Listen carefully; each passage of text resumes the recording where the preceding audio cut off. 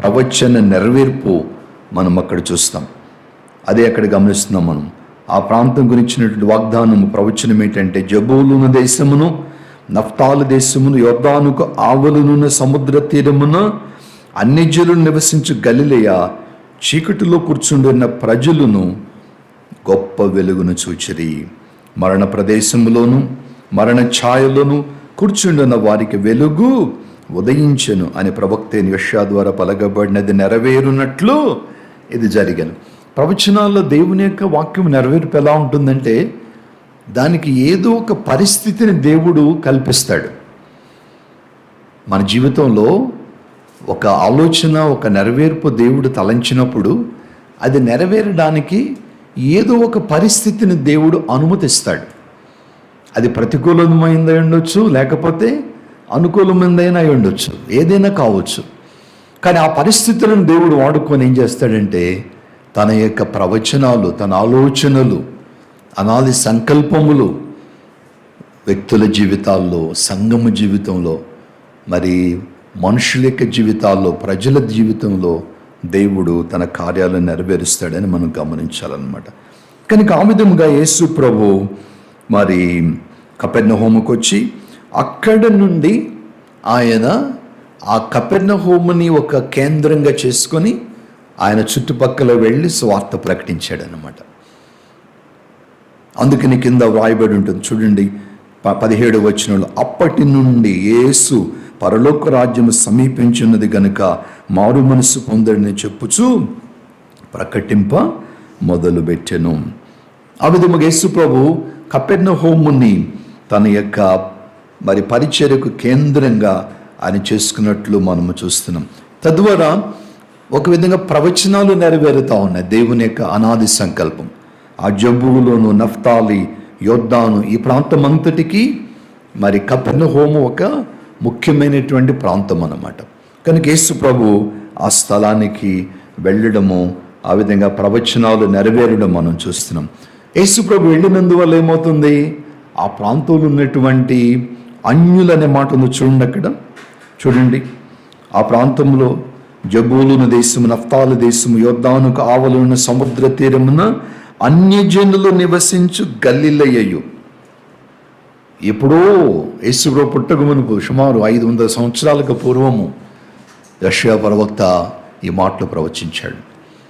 ఆ ప్రాంతంలో అన్యులైన వాళ్ళు చాలామంది ఉంటారు. ఎందుకంటే మరి ఇటుపక్కన సిరియా దేశం ఉంది, నేను మీకు చెప్పాను. నేను అక్కడి నుంచి అనేక మంది వచ్చి ఆ ప్రాంతం వారితో కలిసి సమరయ ఆ ప్రాంతంలో అన్యులు ఉంటారు.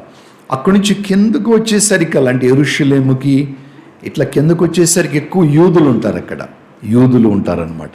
ఆ ఉత్తర ప్రాంతంలో యూదులు, అన్యులు అందరూ కలిసి ఉంటారు, అనమాట.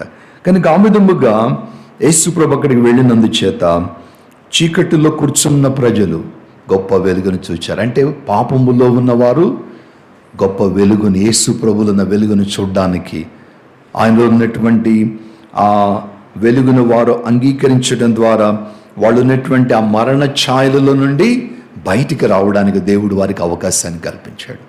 ఆ విధంగా ప్రవచనాలు నెరవేరడాన్ని మనము చూస్తున్నాం. అంతేకాకుండా మరి ఆ ప్రాంతము నుండే అనేక మంది శిష్యులను ప్రభు ఏర్పాటు చేసుకుంటాడు. ఈ కపెర్నహూముకు దగ్గరలోనే బెత్సయిదా ఉంటుందన్నమాట. బెత్సయిదా ఈ ప్రాంతమునకు చెందినటువంటి శిష్యులు మరి అనేక మంది, సుమారుగా ఆరుగురు శిష్యులు ఈ ప్రాంతము నుండే యేసు ప్రభు ఎన్నుకోవటం మనం చూస్తాం. ఉదాహరణకి మరి పేతురు, అంద్రియలు వారి స్వస్థలం బెత్సయిదా అయినప్పటికీ కూడా ఆ సమయానికి వారు కపెర్నహూములో ఉన్నట్టుగా మనం చూస్తాం. యోహాను సువార్త 1వ అధ్యాయం 44వ వచనంలో ఆ మాట మనం చూస్తాం. చూడండి, యోహాను సువార్త 1వ అధ్యాయము 44వ వచనం, 43 నుంచి చూడొచ్చు మనము. మరునాడు ఆయన గలిలయకు వెళ్ళగోరి ఫిలిప్పును కనుగొని నన్ను వెంబడించమని అతనితో చెప్పాను. ఫిలిప్పు బెత్సయిదా వాడు, అనగా అంద్రెయ, పేతురు అనువారి పట్టణ కాపురస్తుడు. ఫిలిప్పు నతనయేలును కనుగొని ధర్మశాస్త్రములో మోషేయు ప్రవక్తులను ఎవని గురించి వ్రాసిరో ఆయనను కనుగొంటిమి, ఆయన యోసేపు కుమారుడు నజరేయుడు యేసు అని అతనితో చెప్పాను. ఆ విధముగా శిష్యులు అక్కడ మరి యేసు ప్రభు చేత పిలువబడ్డం మనం చూస్తున్నాం.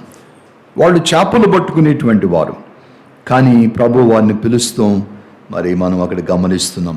కనుక అనేక మంది శిష్యులు ఆ ప్రాంతము నుండి బెత్సయిదా, కపెర్నహూము ఆ ప్రాంతం నుంచి మరి రావడము మనం చూస్తాం. అలాగే మరి యొక్క శిష్యుడు కూడా ఉన్నాడు, మత్తయి అనే శిష్యుడు. మత్తయి సువార్తను రాసినటువంటి వ్యక్తి ఆయన అన్నమాట. ఇందాక మీకు జ్ఞాపకం చేశాను, పన్ను వసూలు చేసేటువంటి వ్యక్తి అని. మత్తయి సువార్త 9వ అధ్యాయము 9వ వచనంలో యేసు ప్రభు అక్కడ మత్తయిని పిలవడం మనం చూస్తాం. చూడండి, మత్తయి 9:9. యేసు అక్కడి నుండి వెళ్ళుచు సుంకపు మెట్టు నొద్ద కూర్చుండి ఉన్న మత్తయి అని ఒక మనుష్యుని చూచి నన్ను వెంబడించమని అతనితో చెప్పగా అతడు లేచి ఆయన వెంబడించాను. ఎక్కడి నుండి వెళ్ళాడు ఆయన? 9వ అధ్యాయం 1వ వచనం చూస్తాం. తరువాత ఆయన దోణి ఎక్కి సముద్రము దాటి తన పట్టణములో ప్రవేశించాను. తన పట్టణం అంటే ఏంటది? కపెర్నహూము అన్నమాట. కపెర్నహూము. కనుక కపెర్నహూము ఆయన పట్టణముగా పిలువబడ్డం మనం చూస్తున్నాం. దాన్ని బట్టి యేసు ప్రభు అక్కడి నుండి అది కేంద్రంగా చేసుకొని చుట్టుపక్కల అనేక ప్రాంతాలకు వెళ్ళి పరిచర్య చేయడం, మళ్ళీ కపెర్నహూముకి ఆయన వచ్చేసాడు వాడు. అలాగే యేసు ప్రభు, అలాగే మరి మరియా అన్నదమ్ములు వారందరూ కలిసి కపెర్నహూములో నివసించినట్లు మరి మనం గమనించాలన్నమాట.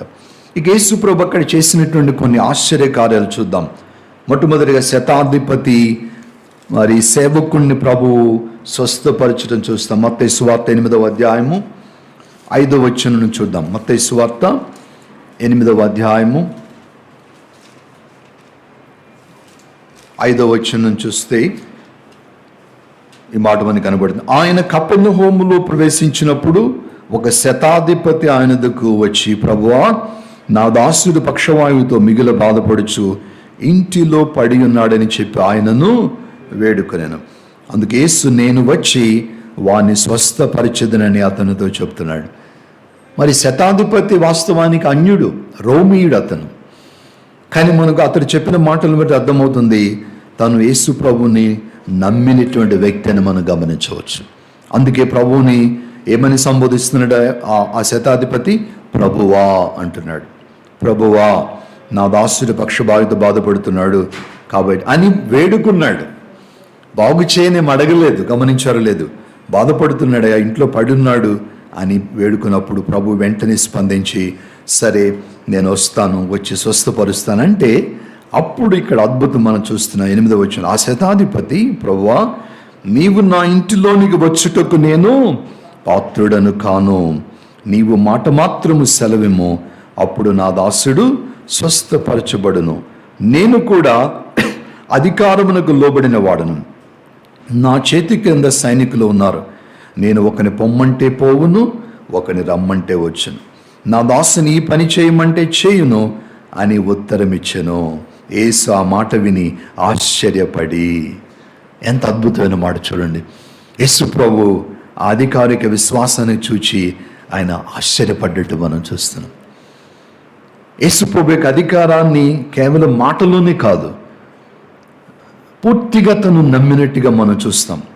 ప్రభు ఆయన అనడమే కాదు, ఆ ప్రభు ఆయన అంటున్నప్పుడు ప్రభువుకున్న అధికారాన్ని తను ఏ విధంగా మరి నమ్మాడో దాని లోతులు అక్కడ కనబడుతున్నాయి. ప్రభు వస్తానంటే ఏమంటున్నాడు? ప్రభువా, నువ్వు నా ఇంటిలోనికి రావడానికి నేను పాత్రుడిని కాదంటున్నాడు. ఎంత అద్భుతం చూడండి. రోమీయులు కదా, చాలా అధికారం ఉంది, 100 మంది సైనికులకు అధిపతి ఆయన. యేసు ప్రభు యూదుడు,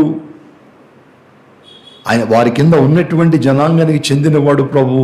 అయినప్పటికీ కూడా ప్రభు ఎదుట తన యొక్క దీనత్వం చూడండి. ఎంత దీనమైన మనసు కదా. అయ్యా, నువ్వు నా ఇంటిలోనికి రావడానికి నేను పాత్రుడిని కాదన్నాడు. మామూలుగా ఏమనాలి?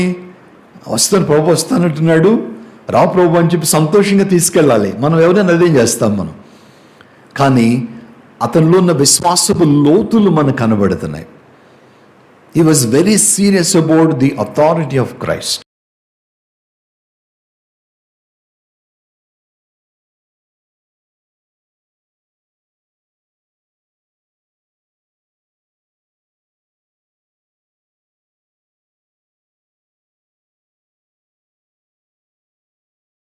రమ్మంటే ఒకడు వస్తాడు, పొమ్మంటే పోతాడు. మరి నేను రమ్మంటే ఒకడు వచ్చినప్పుడు, పొమ్మంటే ఒకడు పోయినప్పుడు, మరి నీ అధికారం అంతకన్నా గొప్పది కదా. అవసరతలు ఉంటే గనక అటు వారికి సహాయం చేస్తే దేవుడు దాన్ని ఎంతో మెచ్చుతాడు. అందుకే వాక్యం ఉంటుంది, దయగల వారిపై ఆయన దయ చూపిస్తాడు. దేవుని దయను పొందడంలో మనం అన్నీ వాడుకుంటాం మనం, కానీ ఇతరుల మీద దయను కూడా చూపించడం మన విశ్వాసపు లోతులను తెలియచేస్తుందని గమనించాలన్నమాట. అంత గొప్ప విశ్వాసము కలిగినటువంటి ఒక వ్యక్తి ఎక్కడున్నాడు? కపెర్నహూములో ఉన్నాడు. అతడు అన్యుడైన వాడినప్పటికీ కూడా ప్రభు పట్ల అద్దెకున్న విశ్వాసం మనం చూస్తున్నాం. ఇక రెండవదిగా మనం చదువుకునేటువంటి వాక్య భాగము, అక్కడ కూడా విశ్వాసం యొక్క ప్రస్తావన అక్కడ వస్తుంది. చూడండి, చదివిన వాక్యములో ఆ కపెర్నహూములో ఆయన మరలా అక్కడికి వచ్చి ఆయన ఒక ఇంట ఉన్నాడని తెలుసుకున్నారు. కనుక అనేక మంది వచ్చారు, వాక్యం వింటా ఉన్నారు. ప్రభు వాక్యాన్ని బోధిస్తుండగా కొంతమంది ఏం చేశారు, ఒక పక్షవాయువు గలను, ఒక పారాలిసిస్ వచ్చిన వ్యక్తిని మరి కొంతమంది మనుషుల సహాయంతో మోయించుకుని ఆయన దగ్గరికి తెచ్చారు. తీసుకొచ్చినప్పుడు ఆయన దగ్గరికి వెళ్ళేటువంటి అవకాశం వారికి లేకుండా పోయింది. అప్పుడు ఏం చేశారు వాళ్ళు, ఆయన ఉన్న చోటికి పైగా ఇంటి కప్పు దాన్ని విప్పేసేసి సందు చేసి పక్షవాయువు గలవాన్ని పరుపుతోనే దింపారు. మరి గతంలో మీరు పూర్వములు చూస్తే ఇప్పటికి కూడా పల్లెటూరులోకి వెళ్ళినట్లయితే ఇళ్లలో పెంకులతో ఇళ్ళు కట్టుకొని ఉంటారు. పెంకులతో అవి ఈ తాడి బాదులు వేసేసి వాటి మీద ఏదైనా ఒక షీట్ లాగా వేసి దాని మీద పెంకులు పెట్టుకొని ఉంటారు. సో ఆ పెంకులు తీసేస్తే అంతా కూడా ఓపెనే కనపడుతుంది. ఓకే, సో బహుశా అటువంటి ఏర్పాటు ఇక్కడ కూడా అయి ఉండవచ్చు. కనుక వాళ్ళు ఏం చేశారు, ఆ ఇంటి కప్పును తీసేశారు. ఇంటి కప్పును తీశారంటే ఇంట్లో వాళ్ళు ఒప్పుకుంటేనే కదా. ఒప్పుకోకుండా వెళ్ళి గవ్వ తీస్తే ఎవరిని ఊరుకుంటారా? మనమైనా ఊరుకుంటామా? ఊరుకోం కదా. కానీ ఆ ఇంటి వారు సహకరిస్తున్నట్లుగా మనం చూస్తున్నాం. ఆ ఇంటి కప్పు విప్పడానికి వారు ఒప్పుకున్నారు. అక్కడ సందు చేసి పక్షవాయు గలవాన్ని పరుపుతో నింపారు. అక్కడ ఒక మాట ఉంటుంది, 5వ వచనం, యేసు వారి విశ్వాసము చూచి ఈ పక్షవాయు గలవాన్ని చూచేయమంటున్నాడు, కుమారుడా నీ పాపములు క్షమించబడి ఉన్నవని పక్షవాయు గలవాంతో చెప్పాడు. చూడండి, ఒకరి విశ్వాసము ఈ పక్షవాయువుతో బాధపడుతున్నటువంటి వ్యక్తిని మోసుకొచ్చారు కదా వాళ్ళు. అంతేకాదు కానీ ఎవరైతే తీసుకొచ్చారో వీళ్ళంతా ఉన్నారు. వాళ్ళ యొక్క విశ్వాసాన్ని ప్రభు చూచాడు. సో దీన్ని మనం ఏం నేర్చుకున్నామంటే, విశ్వాసంలో ఇతరులకు సహాయపడటమే కాదు కానీ విశ్వాసము మనల్ని ఏం చేస్తుందంటే కొంత రిస్క్ తీసుకోవడానికి కూడా మనల్ని ప్రేరేపిస్తుంది.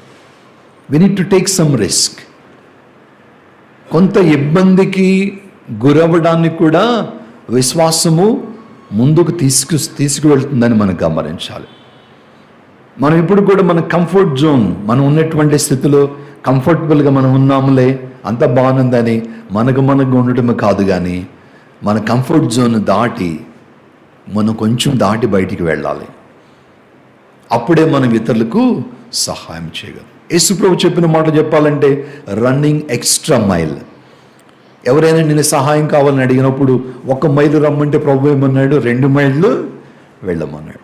1 అంగీ అడిగితే 2 అంగీలు ఉన్నాయేవో మనం అన్ని దాచిపెట్టుకుంటూ ఉంటాం మనం. అప్పుడప్పుడు పాస్టర్ గారు అంట, అమ్మ ఎంతకాలం మేము పెట్టుకుంటావు ఇవి, ఆ పండుగ వచ్చినప్పుడు అప్పుడు ఇచ్చేసేయచ్చు కదా అని ఇవ్వడానికి సిద్ధపడతాం. కానీ మళ్ళీ ఆటల్లో కూడా ఎందుకు పనికిరాని ఇంక కొంచెం బాగుని పక్కన పెట్టుకోవాలని చూస్తాం మనం. అంటే తను అలా చేస్తుందని కాదు కానీ చెప్తున్నాను, స్వతహాగా మనసు ఇష్టపడదు కదా. ఇది ఎందుకు లేదు, బాగానుంది, అది ఇద్దాములే అని అనుకుంటాం. కానీ ఇక్కడ వీళ్ళు చూడండి, ఇబ్బంది ఉన్నప్పటికీ కూడా ఆ ఇబ్బందిని కొంచెం దాన్ని దాటి ముందుకు వెళ్ళి అతనికి సహాయపడడానికి ఇష్టపడుతున్నారు. కనుక ప్రియమైన దేవుని బిడ్డలారా, మన విశ్వాసము అనేది క్రియారూపములో ఎలా ఉండాలనేది మనం చూస్తున్నాం. శతాధిపతి విశ్వాసమేమో తన అధికారి అయినప్పటికీ కూడా తను దీనునిగా చేసి తన దాసుని యొక్క స్వస్థతకు కారణమైతే, వీరు ఈ పక్షవాయువు గలవాన్ని తీసుకురావడానికి వాళ్ళ చేత కానప్పటికీ కూడా కొంతమందిని వాళ్ళు తీసుకొని, నలుగురు మనుషులను తీసుకొని మోయించుకొని వచ్చి ప్రభు దగ్గరికి వారిని తెస్తారు. అందుకని ప్రభు వారి విశ్వాసాన్ని చూచాడు. కానీ ఈ సమయంలో మనకు ఉన్నటువంటి సవాలు ఏంటంటే, నీ విశ్వాసము ప్రభు చూచి ఎవరికైనా తన రక్షణను అందిస్తున్నాడా? నీ విశ్వాసాన్ని బట్టి ఎవరైనా దేవుని అందుకు వస్తూ ఉన్నారా? అదే సాక్షి జీవితం అంటే. నీ విశ్వాసంతో నీవు చేసేటువంటి ఒక పని ద్వారా మరి ఒకరు ఆత్మీయంగా మేలు పొందుతున్నారా? ఇక ఎప్పుడు మనం మేలు పొందుకోవటమేనా? మేలులు మనం అనుభవించటమేనా? నీ విశ్వాసం ద్వారా ఇతరులకు ఏమైనా మేలు అనేది ఏమైనా కలుగుతుందా? అది చిన్నదే కావచ్చు, పెద్దదే కావచ్చు. అది ఏదైనప్పటికీ కూడా ఇతరులకు మనం సహాయపడగలిగినప్పుడు అది ఎంతో దీవెనకరమైన క్రియారూపకమైన విశ్వాసమని గమనించాలి. కనుక వారి విశ్వాసాన్ని ప్రభువు చూచి ఆ పక్షవాయువు గలవాన్ని బాగు చేస్తున్నాడు. ఆ బాగు చేయటం కూడా ఏ విధంగా బాగు చేస్తున్నాడు ప్రభు? అది పరిపూర్ణమైన స్వస్థత. కేవలం అతని రోగాన్ని బాగు చేయటమే కాదు, అతన్ని ఏమని పిలుస్తున్నాడు ప్రభు? కుమారుడా అంటున్నాడు. అంటే ఒకరి విశ్వాసము ఒక రోగంతో ఉన్న వ్యక్తిని తాను రోగం బాగు చేయటమే కాకుండా అతన్ని దేవుని యొద్దకు కూడా తీసుకొస్తూ ఉంది.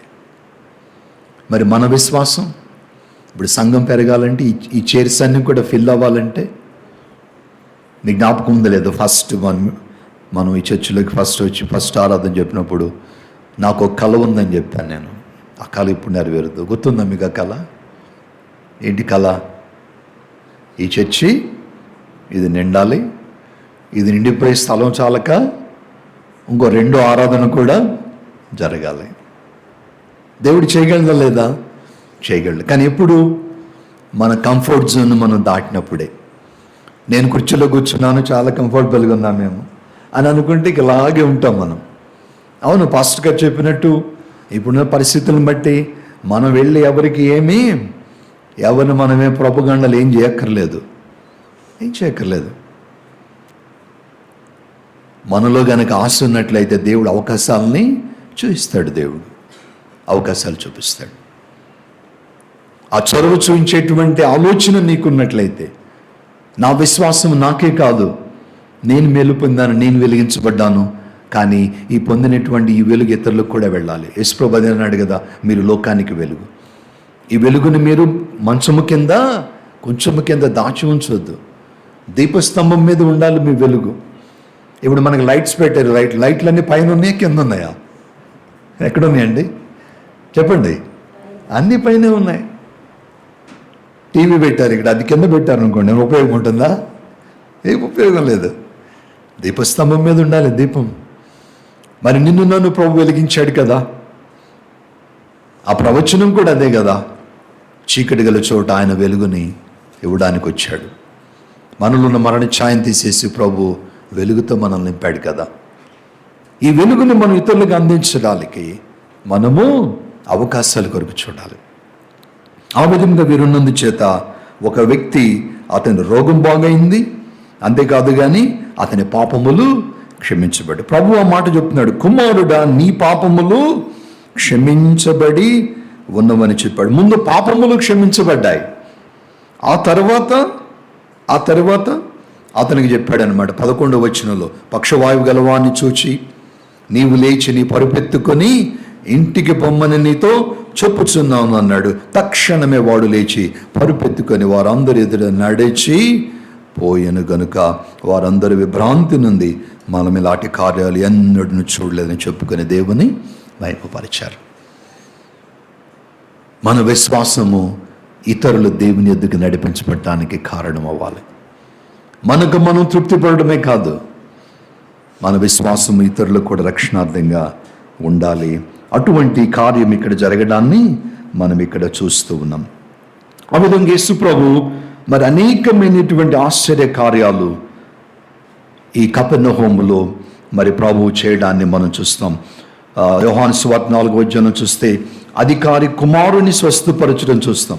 అది కూడా ఒక అద్భుతమే. చూడండి, యోహాను సువార్త 4వ అధ్యాయము, యోహాను సువార్త 4వ అధ్యాయము 46వ వచనం చూస్తే,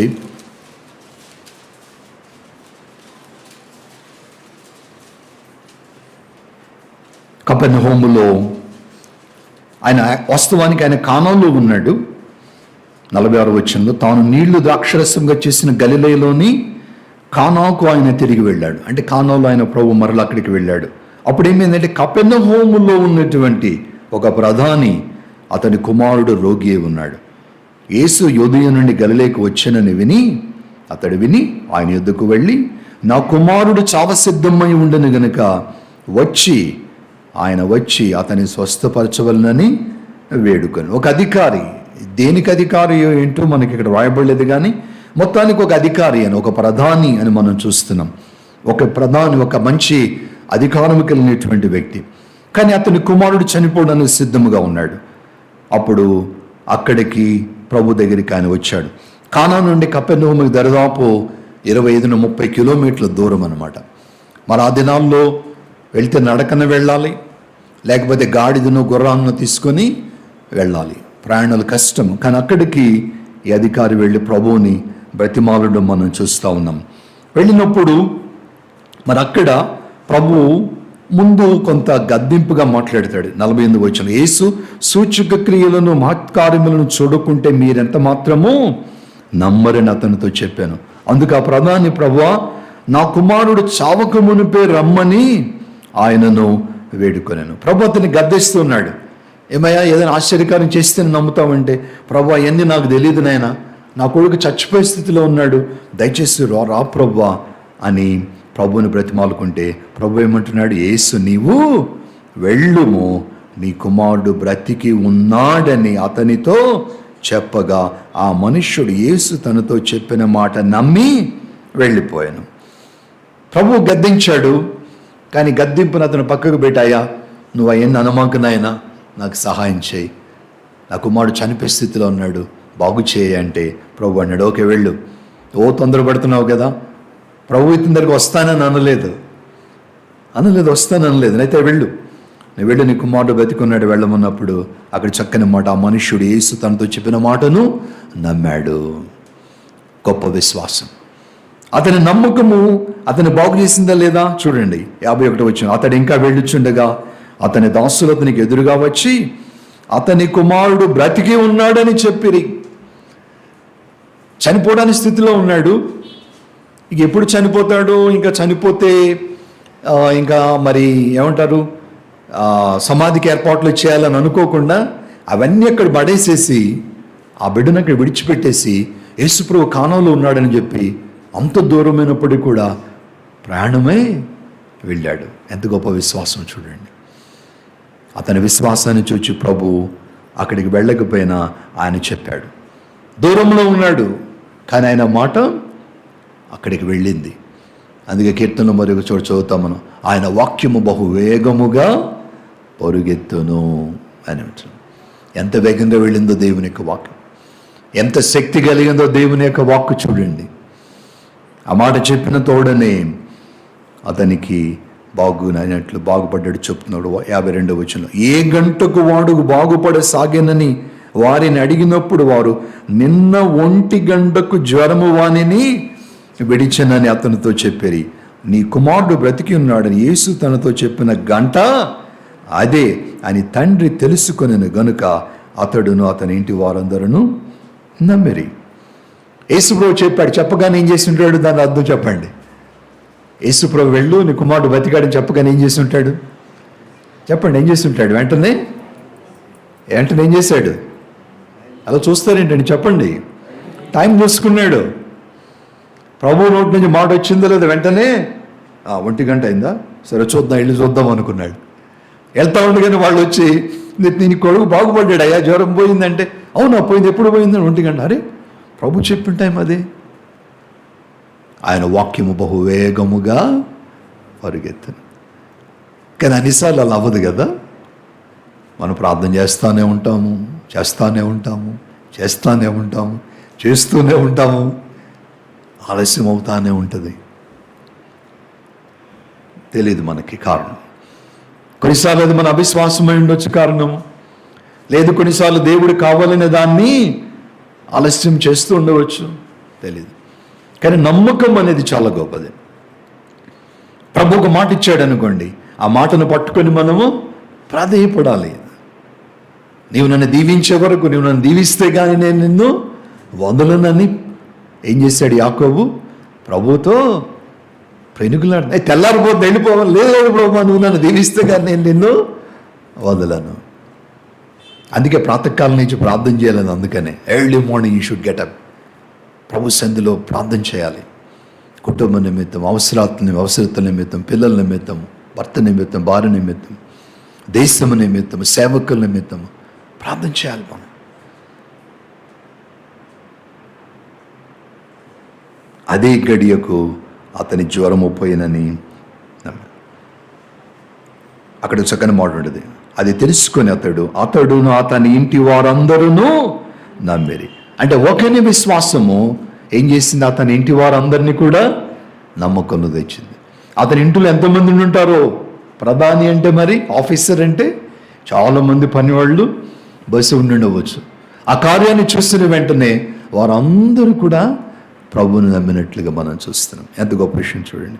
ఇది యేసు యూదయ నుండి గలిలేకు వచ్చి చేసిన రెండవ సూచక క్రియ అని అక్కడ మనం చూస్తున్నాం. ఈ విధంగా దేవునికి ఆశ్చర్య కార్యాలు అక్కడ జరిగాయి. ఇంకొక ఆశ్చర్యం చదివేసి మనం ముందుకు వెళ్ళిపోదాం. చాలా ఉన్నాయి కానీ మనం మచ్చుకి కొన్ని మనం చూస్తూ ఉన్నాం. మరి ఒక ఆశ్చర్య కార్యం లూకా సువార్త 5వ అధ్యాయం 1 నుండి 11 వరకు రాయబడినటువంటి వాక్యములో, లూకా సువార్త 5వ అధ్యాయము 1వ వచనం. జనసమూహము దేవుని వాక్యము వినుచు ఆయన మీద పడుచుండగా ఆయన గెన్నెసరెతు సరస్సు తీరమున నిలిచాడు. గెన్నెసరెతు అంటే గలిలయ సముద్రం, మరొక పేరు అనమాట. గెన్నెసరెతు సముద్ర తీరమున నిలిచి ఆ సరస్సు తీరమునున్న 2 దోణులను చూచెను. జాలరులు వాటిలో నుండి దిగి తమ వలలు కడుగుచుండరి. ఆయన ఆ దోణులలో సీమోనుదైన ఒక దోణి ఎక్కి దరి నుండి కొంచెము తోయమని అతనికి అడిగి కూర్చుండి దోణిలో నుండి జనసమూహములకు బోధించాను. ఆయన బోధించుట చాలించిన తరువాత, నీవు దోణిను లోతునకు నడిపించి చేపలు పట్టుటకు మీ వలలు వేయుడని సీమోనుతో చెప్తున్నట్లు మనం చూస్తున్నాం. సీమోను ఆ గెన్నెసరెతు సరస్సు తీరము దగ్గర మరి ఆ ప్రాంతం ముందు ప్రభు చేస్తున్న మరి ఒక ఆశ్చర్యకార్యం ఇక్కడ మనం చూస్తున్నాం. ప్రజలకు స్వార్థను ప్రకటించాడు, బోధించాడు ప్రభు. ఆ తర్వాత ఆయన శిష్యులను మరి అప్పటికి ఇంకా సీమోన్ పూర్తిగా శిష్యుడు అవ్వలేదు. ఆయన మీద కొంత నమ్మకం ఉంది, కొంత పరిచయం అయింది యేసు ప్రభు అంటే. అయితే ఇంకా పూర్తిగా లోతుకి పేతుని దేవుడు తీసుకువెళ్ళాల్సిన అవసరత వచ్చింది అక్కడ. అందుకని ఆయన ఒక ఆశ్చర్యకార్యం చేశాడు. నువ్వు లోతుకి వెళ్ళి చేపలు పట్టమని మాలవేయమన్నప్పుడు సీమోన్ ఏమంటున్నాడు? ఏలినవాడా, రాత్రి అంతా మేము ప్రయాసపడితే కానీ మాకేమీ దొరకలేదు, అయినను నీ మాట చొప్పున వలలు వేతునని ఆయనతో చెప్పాను. ఇక్కడ యేసు ప్రభు అక్కడ వచ్చినటువంటి ఒక సందర్భాన్ని యేసు ప్రభు వాడుకుంటున్నట్లు మనం చూస్తున్నాం. ఇది యేసు ప్రభు వాడుకోవడం అన్నమాట. అక్కడేమో శతాధిపతి, ఆ అధికారి వారికి ఉన్నటువంటి అవసరతను దాని ద్వారా వారు యేసు ప్రభు దగ్గరికి వస్తే, పేతురుని వీళ్ళని తన వద్దకు ఇంకా లోతుల్లోనికి నడిపించడానికి శిష్యరికంలో వారికి కలిగిన ఆ పరిస్థితిని ప్రభు వాడుకుంటున్నాడు. ఆ పరిస్థితి ఏంటంటే, వారు వృత్తిరీత్యా వాళ్ళు జాలరులు, చేపలు పట్టేవాళ్ళు. ఆ రాత్రంతో వాళ్ళు చేపలు బట్టి అలసిపోయి ఉన్నారని ప్రభు చూచాడు. ఆ దానిని ప్రభు వాడుకుంటున్నాడు. వాడుకొని ప్రభు అన్నాడు, కొంచెం లోతుకు వెళ్ళి మీరు మరి ఆ చేపలు వలలు వేయమన్నప్పుడు తను అంటున్నాడు, లేదునయ్యా, మరి రాత్రంతా ప్రయాసపడ్డాము, ఒక చేప కూడా పడలేదు. అయినప్పటికీ కూడా ఏమంటున్నాడు, నీ మాట చొప్పున వలలు వేతను ఆయనతో చెప్పాడు. వారు అలాగూ చేసి 6వ వచనంలో విస్తారమైన చేపలు పట్టిరి. అందుచేత వారి వలలు పిగిలిపోవచ్చుండగా వారు వేరొక దోణిలోనున్న తమ పాలివారి వచ్చి తమకు సహాయం చేయాలని వారికి సంజ్ఞలు చేశారు. ఆశ్చర్యకార్యం ప్రభు చేశాడు. చేపలు పట్టేవాళ్ళు, వాళ్ళకి తెలుసు ఎప్పుడు చేపలు పట్టాలి ఏంటి అన్నీ కూడా వాళ్ళకి అన్నీ ఎరిగినవాడు. యేసు ప్రభు మరి ఆయన చేపలు పట్టేవాడా? కాదు. వృక్షరీత్యా ఏంటి ఆయన వడ్రంగి వాడు. చేపల గురించి ఆయనకేం తెలుసు? మనిషిగా మానవ అవతారిగా చేపల గురించి ప్రభువుకు తెలియకపోవచ్చు, కానీ ఈ మానవ అవతారంలో, ఈ మానవ రూపములో ఏమున్నది? దైవ స్వరూపం కూడా ఉన్నది. కాబట్టి ఆయనకు అన్నీ తెలుసు. అదిగో దానిని నమ్మిన వాడు పేతురు. కానీ పేతురు యొక్క విశ్వాసం ఏంటంటే షాలో ఫెయిత్ అనమాట. విశ్వాసం పైపైనే ఉంది. విశ్వాసం లోతులోనికి లేదు.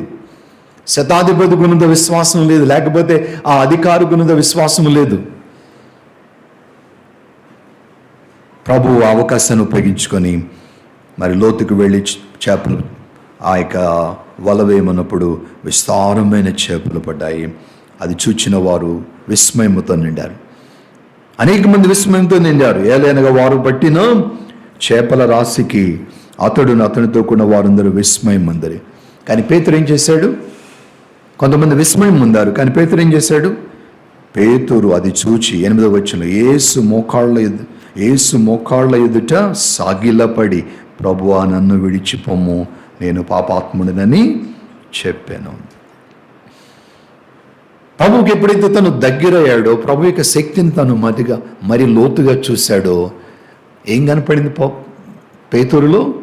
తనకున్నటువంటి దీనస్థితి, పాపస్థితి కనపడింది. కనుక ఏం నేర్చుకుంటున్నాం మనము? వాక్యానికి మనం దగ్గరికి వెళ్ళే కొంది, ఆత్మీయంగా ప్రభువుకు దగ్గరయ్యే కొంది, మనలో ఉండకూడనివి మనకి కనబడతాయి. అందుకే వాక్యాన్ని ధ్యానించమనేది, ప్రభుతో సమయం గడిపేది. మనం వాటిని సరిచేసుకునే అవకాశం కలుగుతుందన్నమాట.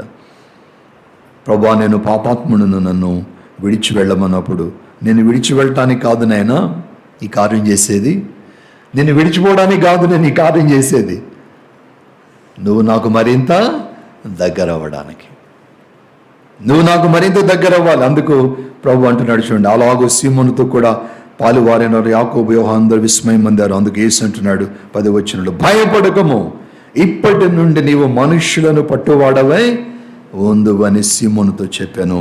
వారు దోణెలను దరికి చేర్చి సమస్తమును విడిచిపెట్టి ఆయనను వెంబడించరు. ఒక అద్భుతం ఇక్కడ. వారి కలిగిన ఒక అవసరత, వారి నిస్సహాయ స్థితి వారిని ప్రభువుకు మరింత దగ్గరికి తీసుకొచ్చింది. అదే మనం చూస్తే అనేక సార్లు కొంతమంది సాక్ష్యాలు చెప్తారు, నాకు కలిగినటువంటి ఆ దీన స్థితిలో, ఆ అనారోగ్యతలో, ఆ కఠిన పరిస్థితుల్లో నేను యేసు ప్రభువుని నమ్ముకున్నాను అని అనేక మంది సాక్ష్యం చెప్పారు. మన బాబు వచ్చి సాక్ష్యం చెప్పాడు అక్కడ విజయవాడ మేము చర్చికి వెళ్ళినప్పుడు. చక్కని సాక్ష్యం చెప్పాడు. తను ఎప్పుడు మాట్లాడటం వినలేదు నేను. అక్కడ నిలబడి చక్కని సాక్ష్యం, బాబు విజయవాడ చక్కని సాక్ష్యం చెప్పాడు. ఏ విధంగా తన జీవితాన్ని దేవుడు మరి మార్చింది, తన దాసుని వాడుకుని దేవుడు తన దేవుని వైపు తిప్పుకునే మంచి సాక్ష్యం చెప్పాడు. కనుక ప్రియమైనటువంటి దేవుని బిడ్డలారా, మనం గమనిస్తుంది ఏంటంటే, ఎప్పుడైతే మనము ఆయన మాట మీద విశ్వాసం ఉంచుతామో ఆశ్చర్యకార్యాలు, ఆయన మాట మీద విశ్వాసం, శతాధిపతి ప్రభు యొక్క మాట మీద విశ్వాసం, ఆ అధికారి ప్రభు మాట మీద విశ్వాసం. ఏ గడియలో ప్రభు చెప్పాడు కరెక్ట్గా టైం చూసుకున్నాడు. అందుకే నా బైబిల్లో కూడా అక్కడక్కడ నేను రాసి ఉంటాయి అనమాట, డేట్లు వేసుకొని ఉంటాయి. ఆ డేట్ ఏంటంటే ఆ డేట్ అప్పుడు ఏదో వాగ్దానం ఇచ్చాడు ఆ దేవుడు, అక్కడ డేట్ రాసి పెట్టుకుంటాను అనమాట. మళ్ళీ ఎప్పుడో చదువుతాను నేను, ఆ డేట్ చదివి ఓకే అప్పుడు ఈ వాగ్దానం ఇచ్చాడు దేవుడు, అవును ఈ వాగ్దానం నెరవేరిందా అని ఆలోచన చేస్తాను. ఒకడు నెరవేరలేదు అనుకుని, పాక్షికంగా నెరవేరింది అనుకుని అడుగుతాను దేవుని, ప్రభు నువ్వు అప్పుడిప్పుడు చెప్పావు కదా ఈ వాగ్దానం, ఇది ఇంకా నెరవేరలేదు నాయన, ప్రభు నెరవేర్చు ప్రభు అను. వాగ్దానం నెరవేర్చేటువంటి వాడు. దీంట్లో నుంచి మాసిలమ్మడి గారు పాట రాశారు, నడిపించు నానావా అనే చక్కని పాట. ఈ సందర్భాన్ని చూసే దృష్టిలో పెట్టుకొని మాసిలమ్మడి గారు ఈ పాట రాశారన్నమాట. గొప్ప పాట అది. ఆ విధంగా యేసు ప్రభు సిమోను పేతురులోను, అలాగే యాకోబు యోహానులు కూడా ఉన్నారు, జబదేయి కుమారులు, వాళ్ళు కూడా చేపలు పెట్టేవాళ్ళే. వీళ్ళందరూ కూడా ప్రభువుకి మరి సాక్షులుగా అవ్వడానికి, ప్రభు కొరకు సాక్షార్థంగా నిలబడడానికి కారణమైంది. ఇప్పటి వరకు మనం చూసిన ఇవన్నీ కూడా ఓన్లీ వన్ సైడ్ ఆఫ్ కపెర్నహూమ్. కపెర్నహూముకి ఒకవైపు మాత్రమే ఇది. కానీ కపెర్నహూముకి రెండో వైపు కూడా ఉంది. ఒకవైపు నుంచి అద్భుతమైన విశ్వాసం కలిగిన వారు ఉన్నారు, అద్భుతమైన విశ్వాసం. ఇంకా అనేక కార్యాలు చేస్తారు. అక్కడే పేతురు ఇల్లు కూడా ఉంది. పేతురు ఇంటికి వెళ్ళినప్పుడు ఆడ అత్త జ్వరంతో పడి ఉన్నప్పుడు యేసుప్రభు ఆమెను ముట్టి బాగు చేస్తే వెంటనే బాగుపడి ఆమె యేసుప్రభు వాళ్ళందరికీ ఆమె పరిచయం చేసినట్టు చూద్దాం. అలాగే అనేక కార్యాలు అక్కడ చేశాడు ప్రభు. కానీ విచారం ఏంటంటే, మరి ఇంకా మనం ముందుకు వెళ్ళినట్లయితే మత్తయి సువార్త 11వ అధ్యాయంలో చూసినప్పుడు ప్రభు వారి గురించి ప్రతికూలమైన మాటలు అక్కడ మాట్లాడటం మనం చూస్తున్నాం. చూడండి 11వ అధ్యాయము, మత్తయి సువార్త 11వ అధ్యాయము 20వ వచనం నుంచి ఆయన ఏమంటున్నాడు చూడండి. పిమ్మట ఏ పట్టణంలో ఆయన విస్తారమైన అద్భుతములు చేసెనో ఆ పట్టణంలో వారు మారు మనస్సు పొందకపోవుట వలన ఆయన వారిని ఇట్లు గద్దింపసాగాను. అయ్యో కోరజీనా, అయ్యో బెత్సైదా, మీ మధ్య చేయబడిన అద్భుతములు తూరు సీదోను పట్టణంలో చేయబడిన ఎడల ఆ పట్టణంలో వారు పూర్వమై గోనె పట్ట కట్టుకొని బూడిద వేసుకొని మారు మనస్సు పొంది ఉందరు. విమర్శ దినమందు మీ గతి కంటే తూరు సీదోను పట్టణముల గతి ఓర్వదగినదే ఉండనని మీతో చెప్పుచున్నాను. 23వ వచనంలో, కపెర్నహూమా, ఆకాశము మట్టుకు హెచ్చింపబడదవా, నీవు పాతాళమునకు దిగిపోయేదవు. నీలో చేయబడిన అద్భుతములు సొదొములో చేయబడిన ఎడల అది నేటి వరకు నిలిచి ఉండును. విమర్శ దినమందు నీ గతి కంటే సొదొమ దేశపు వారి గతి ఓర్వ తగినదై ఉండునని మీతో చెప్పుచున్నాను అనను. ఒక సమయం వచ్చింది, ప్రభు అనేకమైన ఆశ్చర్యకార్యాలు చేశాడు ఆ ప్రాంతంలో, కొరజీనా, బెత్సైదా, కపెర్నహూము ప్రాంతంలో.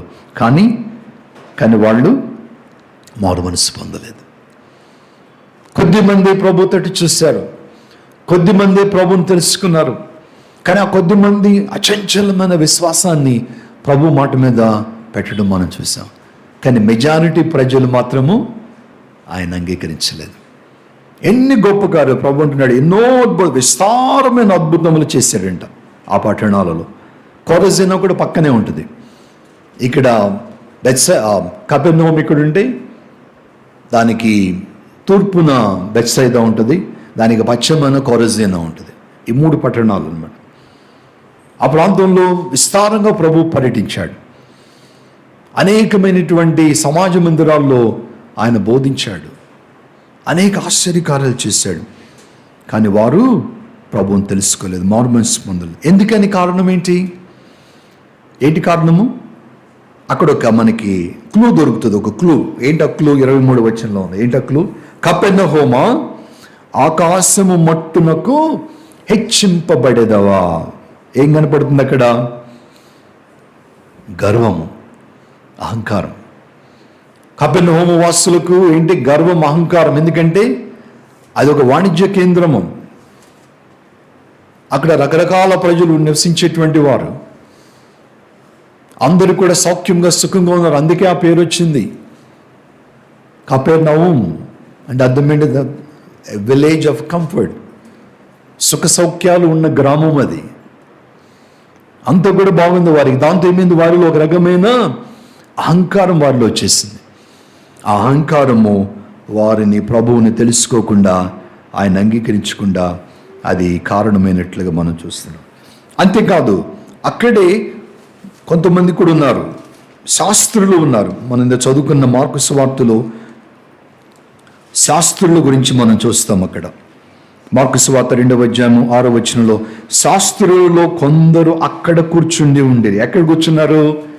యేసుప్రభు ఎక్కడైతే, ఏ ఇంటిలోనైతే ఈ పక్షవాయువు గలవాన్ని బాగు చేశాడో, అతన్ని చూసి కుమారుడా నీ పాపములు క్షమించబడి ఉన్నవని చెప్పాడో, అక్కడ శాస్త్రుల్లో కొందరు ఉన్నారు.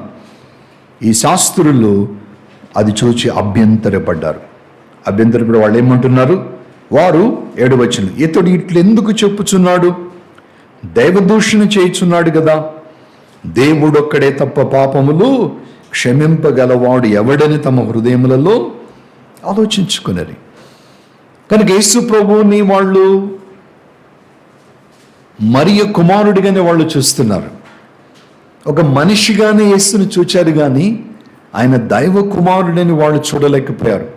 అందుకే ప్రభు వారిని గద్దిస్తూ వారి మనస్సును ఎరిగి అంటున్నాడు 10వ వచనంలో, పాపములు క్షమించుటకు భూమి మీద మనుష్య కుమారునికి అధికారము కలదని మీరు తెలుసుకోవాలి అని వారికి చెప్తా ఉన్నాడు. ఆయన మనుష్య కుమారుడే కాదు, ఆయన దైవ కుమారుడు కూడా. దానిని వారు గుర్తించలేకపోయారు. అందుకే ఈ శాస్త్రులు పరిశీలన ప్రభు అనేక సార్లు వారిని గద్దిస్తాడు. అయ్యో అంధులైన శాస్త్రులారా, అయ్యో అంధులైన పరిచారకుల పరిసయ్యులారా, మీరు అంధులైన మార్గదర్శకులు. మత్తయి సువార్తలో పదే మాట చూస్తున్న ఉదాహరణకు చూడండి. 23వ అధ్యాయం మత్తయి సువార్తలో శాస్త్రుల గురించి పరిసయ్యుల గురించి ఆయన మాట్లాడతాడు. మత్తయి సువార్త 23వ అధ్యాయము 2వ వచనంలో ఉంది, 13వ వచనంలో ఉంది, 15వ వచనంలో ఉంది, 16వ వచనంలో ఉంది, 23, 25, 27, 29 వచనాలన్నింటిలో కూడా ఈ మాట మనం చూస్తున్నాం. అయ్యో 13వ వచనం వచ్చిన ఉదాహరణకి, అయ్యో వేషధారులైన శాస్త్రులారా పరిసయ్యులారా. 15వ వచనంలో అయ్యో వేషధారులైన శాస్త్రులారా పరిసయ్యులారా. అలాగే 16వ వచనంలో కూడా అయ్యో అంధులైన మార్గదర్శకులారా. 23వ వచనంలో అయ్యో వేషధారులైన శాస్త్రులారా. 25వ వచనంలో, 27వ వచనంలో, 27వ వచనం వచ్చేసరికి యేసు ప్రభు చాలా కఠినంగా వారితో అంటాడు, అయ్యో వేషధారులైన శాస్త్రులారా పరిసయ్యులారా, మీరు సున్నము కొట్టిన సమాధులను పోలి ఉన్నారు. ఎందుకని వారిని అయ్యో అంటున్నాడు ప్రభు? వాళ్ళకున్న సమస్య ఏంటి? శాస్త్రులు అంటే ఎవరంటే వాళ్ళు ధర్మశాస్త్ర ప్రవీణులు అనమాట. అంటే వాళ్ళు స్కాలర్స్ అనమాట. మోషే ధర్మశాస్త్రం అంతటిని కూడా బాగా చదివి క్షుణ్ణంగా అర్థం చేసుకొని దాన్ని బోధించేటువంటి వారు అన్నీ తెలుసు వాళ్ళకి. అంతేకాదు మరి ఇంటికి వెళ్ళిన తర్వాత ఈ అధ్యాయాన్ని జాగ్రత్తగా చదవండి. వారు చేసే పనులన్నీ వ్రాయబడి ఉంటాయి. వాళ్ళు చేసే పనులన్నీ కరెక్టే, అన్నీ చేయాలి. ప్రభు అది అంటాడు, వాళ్ళు చేసే పనులన్నీ చేయండి కానీ వాళ్ళలాగా మీరు ఉండొద్దు అంటాడు. 3వ వచనంలో 23వ అధ్యాయము 3వ వచనంలో 2-3 వచనాల్లో శాస్త్రులు పరిసయ్యులు మోషే పీఠ ముందు కూర్చుండేవారు. వీళ్ళకి ఏం కావాలి? ఎప్పుడు కూడా శాస్త్రుల పరిసయ్యులకి ఏం కావాలండి? ఏముంది అక్కడ? మోషే పీఠము అంటే దీన్ని అర్థం చేసుకోవాలి మీరు. ఇది ఇప్పుడు పాస్టర్ గారికి వచ్చేటానికి చైర్ ఎట్లా ఉందో ప్రతి సమాజ మందిరంలో కూడా ఒక పీఠం ఉంటుంది అనమాట. దాన్ని ద సీట్ ఆఫ్ మోజెస్ అంటారు, మోషే పీఠం. ఈ శాస్త్రులకి వీళ్ళ కోరిక ఏంటంటే ఎప్పుడు అక్కడ కూర్చోవడం వాళ్ళకి ఇష్టం ఉండదు. వాళ్ళు పోటీ అనమాట. ఇప్పుడు నేను ఎప్పుడు ఇలా అక్కడ కూర్చోవాలనుకుంటారు. నేను ఎప్పుడు ఇలా అక్కడ కూర్చోవాలి, ఇదే వాళ్ళకి రంది. అధికారం కావాలి, వాళ్ళకి పేరు కావాలి. అందుకే కొంతమంది సేవకులు అక్కడ కూర్చోడానికి ఇష్టపడరు. ఏంటి మేము వస్తే మమ్మల్ని గుర్తించరా? మేము ఎవరో తెలియదా? మా డిగ్రీలు తెలియవా? మా ప్రసంగాలు తెలియవా? మా సేవ తెలియదా? ఎంత గర్వమో కొంతమందికి, చాలా విచారం అది. వీళ్ళకి ఇప్పుడు కూడా అగ్రస్థానాలు కోరుకుంటారు. వీరు వీధుల్లో నడుచుకుంటూ వెళ్తున్నారు, అందరూ అయ్యా వందనాలు అని చెప్పాలి. చెప్పలేదు ఇంటికి వెళ్ళగానే పాస్టర్ గారు, ఏంటమ్మా వాడు నన్ను చూసి కూడా వందనాలు చెప్పలేదు ఆయన పాస్టర్ గారిది అంటారనమాట. లేకపోతే పెద్దలతో ఏంటండి ఆయన కనీసం ప్రైజ్ ది లార్డ్ అంటలేదు. ఎంత గర్వం, అహంకారం. సో దే ఎక్స్పెక్ట్ అనమాట. ఈ శాస్త్రుల పరిస్థితుల అహంకారం, ఆత్మీయ గర్వం ఎక్కువ వీళ్ళకి. వాళ్ళు చేసేవన్నీ చేయండి అంటాడు. అందుకే ప్రభు ఏమంటున్నాడు, కనుక వారు మీతో చెప్పిన వాటన్నిటినీ అనుసరించి గైకోనండి, అయినను వారి క్రియలు చొప్పున మీరు చేయొద్దు. ఎందుకంటే వారు చెప్పుదురే కానీ చేయరు వాళ్ళు. కాబట్టి వీళ్ళకున్న సమస్య ఏంటి? చెప్పడంలో ప్రవీణులు వీళ్ళు, కానీ చేయటంలో మాత్రము పామరులు. చెప్పడంలో ప్రవీణులు, చేయడంలో పామరులు. యేసుప్రభు కదా నచ్చలేదు అది. అందుకే వారిని కోపం వచ్చి యేసుప్రభు ఏమంటున్నాడు ఆఖరికి, ఇక ఆయనకి ఏమి దొరకలేదు. ఆఖరికి ఏం కనపడింది? సమాధులు కనపడ్డాయి ప్రభుకి. సమాధులు కనపడి అంటున్నాడు వారిని, ఏమంటున్నాడు? అయ్యో మీరు ఎటువంటి వారు, మీరు సున్నము కొట్టిన ఏమన్నాడు? సమాధులు మీరు. సున్నము కొట్టిన సమాధులు. ఎందుకని సున్నము కొట్టిన సమాధులు? అవి వెలుపల శృంగారముగా అగపండు కానీ లోపల చచ్చిన వారి ఎముకలతోనూ సమస్త కల్మషముతోనూ నిండి ఉన్నవి. అలాగే మీరు కూడా 28వ వచనం, వెలుపల మనుష్యులకు నీతిమంతులుగా అగపడుచున్నారు గాని లోపల వేషధారణతోనూ అక్రమముతోనూ నిండి ఉన్నారు. అందుకే ప్రభు వారిని చాలా కఠినంగా వారిని గద్దిస్తూ ఉంటాడు.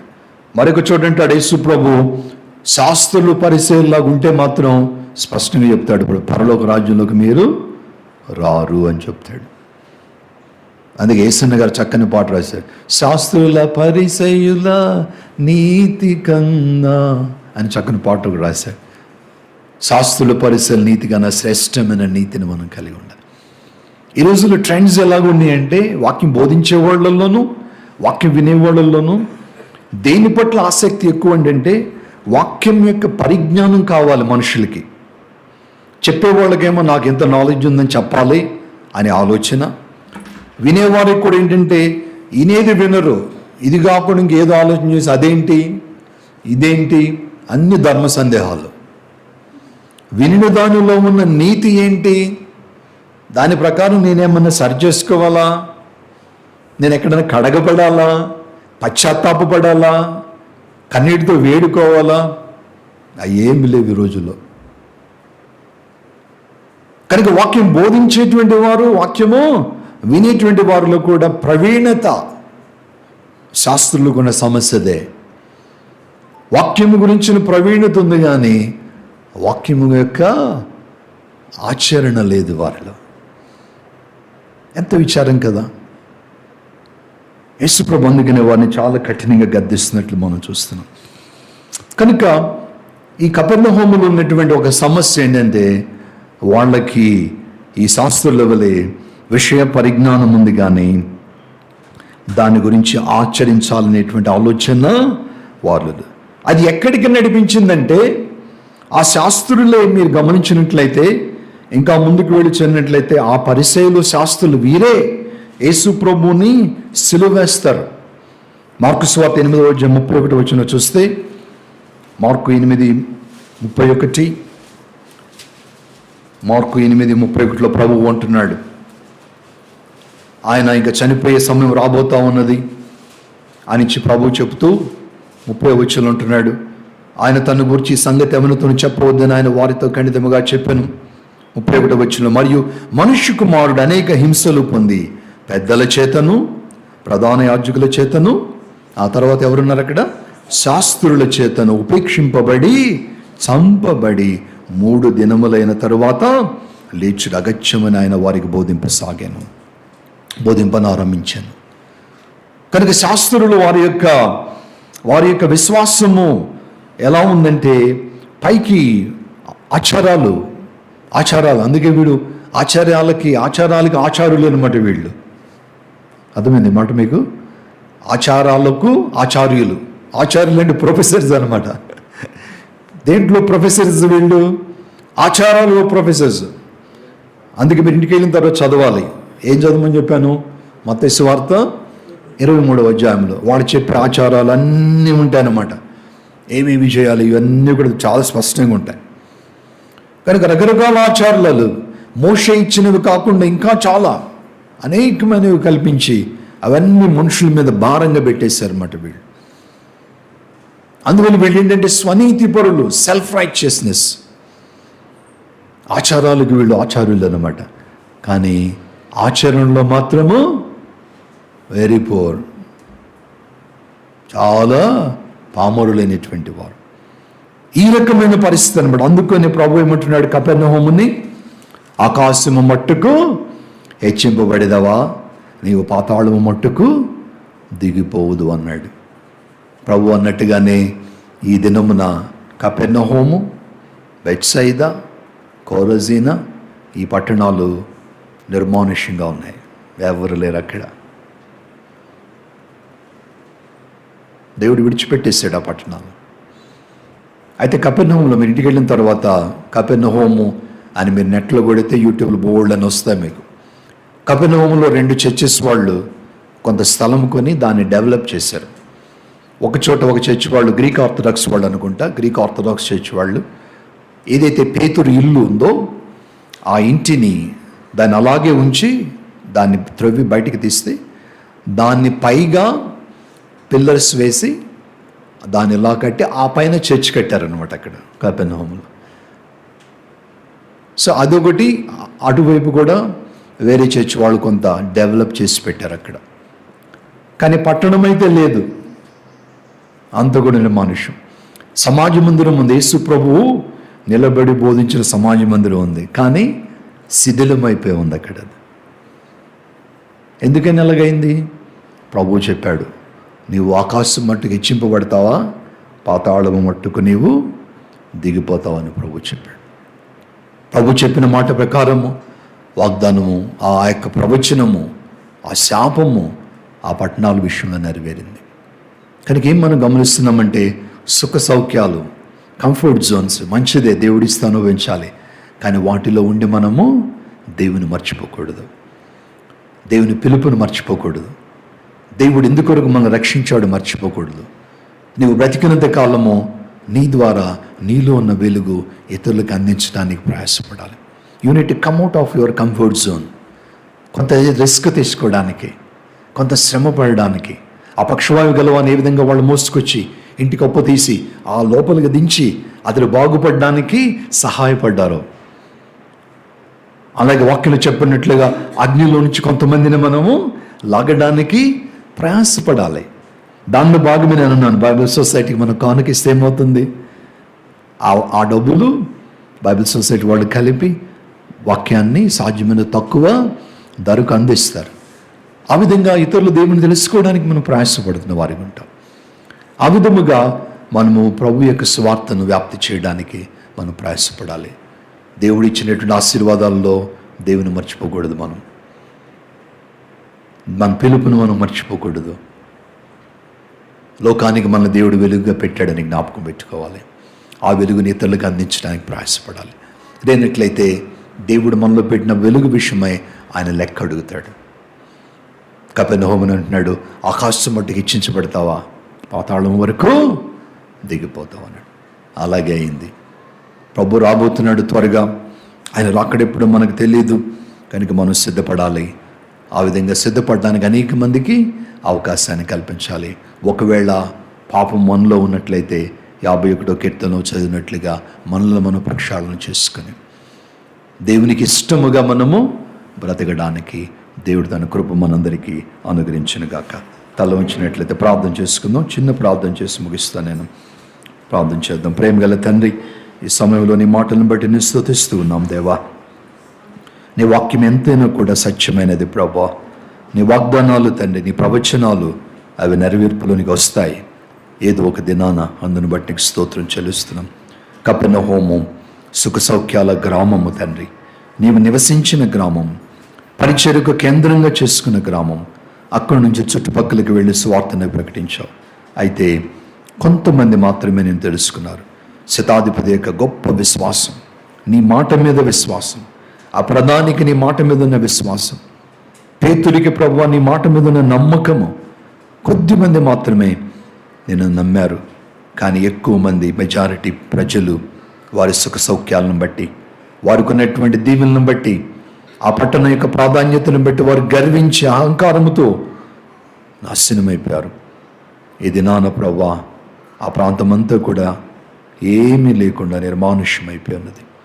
అటువంటి స్థితి మాకు రాకమునిపే మేము తేరుకోవడానికి సహాయం చేయండి. సమయం నీవు ఇస్తుండగానే ప్రభువా నీ తట్టు చూడటానికి, ప్రభు మాలో ఉన్న పాపాన్ని పేతురు గనక ఏ విధముగా, అయ్యా నేను పాపిని, నా నుండి దూరంగా పొమ్మని పేతురు అన్నట్టుగా మాలో ఉన్న పాపాన్ని మేము విడిచిపెట్టి తండ్రి నీకు ఇష్టలుగా, నీకు శిష్యులుగా బ్రతకడానికి, పేతురుని పిలిచినట్లుగా ఎప్పటి నుంచి నువ్వు మనుషుల్లో పట్టు జాలరు అన్నట్టుగా మేము ప్రభువా మరి కొంతమందిని నీ కొరకు సంపాదించగలగడానికి, మాలో ఊపిరినంత వరకు నీవు మాలో పెట్టిన వెలుగుని ఇతరులకు అందించడానికి నీ కృప దయచేయమని, అట్టి సంఘముగా ఎదుగు మా సంఘాన్ని దీవించమని, ఆ కళను నీవు నెరవేర్చమని, ఈ సంఘం అనేకమంతా నింపబడి ప్రభువా పట్టజాలనంత విస్తారమైన ఆత్మలను పోగు చేసి ప్రభువా అనేక మందిని నీ కొరకు సంపాదించే సంఘముగా, అట్టి దర్శనము భారము తండ్రి మాకు అందరికీ కలిగించమని కూడా ప్రార్థన చేస్తూ, వెత్తబడిన వాక్యము ప్రతి హృదయంలో నీరు కట్టి ఫలించమని వేడుకుంటూ, మా ప్రభు రక్షకుడు యేసుక్రీస్తు నామమున మిక్కిలి వినగా వేడుకొనుచున్నాము తండ్రి. ఆమేన్.